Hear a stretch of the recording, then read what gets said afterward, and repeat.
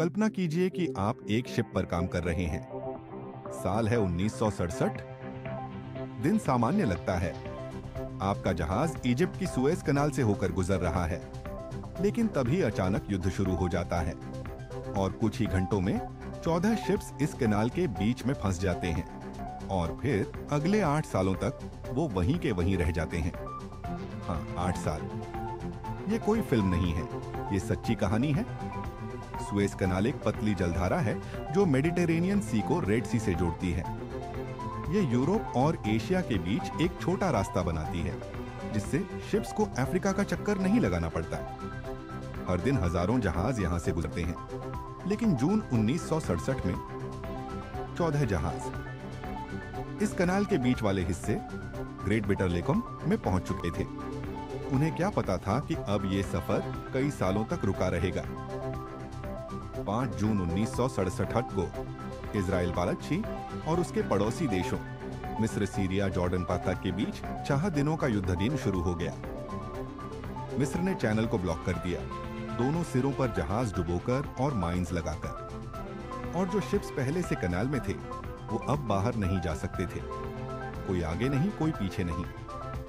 हर किसी को लगा ये कुछ दिन की बात है, लेकिन वो इंतजार सालों में कीक्स बदल गया। ये 14 जहाज अलग अलग देशों से थे। Britain, Germany, Sweden, USA, Poland आदि। रेगिस्तान की धूल से ये जहाज धीरे धीरे पीले पड़ गए और इन्हें कहा जाने लगा येलो फ्लीट। कई नाविक वापस अपने देश चले गए और कुछ लोग उनके बदले आए। धीरे धीरे इन शिप्स ने एक तरह की कम्युनिटी सा बना ली। उन्होंने अपना वेब पोस्टल सिस्टम सा शुरू किया, अपने खुद के स्टैंप्स बनाए।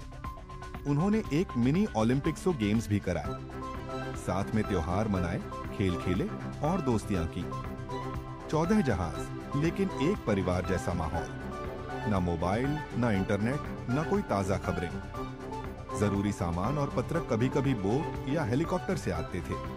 लेकिन इन नाविकों ने हार नहीं मानी। वो पेंटिंग करते थे, कार्ड्स खेलते थे, मूवी रातें रखते थे। एक जहाज पर एक छोटा चर्च भी बना दिया गया। कुछ नाविकों ने स्थानीय लोगों से दोस्ती और प्यार भी कर लिया। इतनी आइसोलेशन के बावजूद उन्होंने एक जिंदा कम्युनिटी जन बना ली, बिना एक भी जमीन पर कदम रखे। 1975 में पूरे 8 साल बाद सुएज कनाल को दोबारा खोल दिया गया।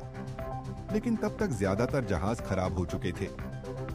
सिर्फ 1-2 शिप्स ही अपने दम पर कनाल से बाहर निकल पाए। बाकियों को टो करके बाहर लाना पड़ा। येलो फ्लीट की कहानी सिर्फ जहाजों की नहीं थी, ये धैर्य, दोस्ती और इंसानियत की कहानी थी। जब दुनिया लड़ रही थी, कुछ लोग कनाल के बीच शांति और भाईचारे की मिसाल बन गए। ये हमें सिखाती है, जब जिंदगी रुक जाए तब भी आप कुछ सुंदर बना सकते हैं।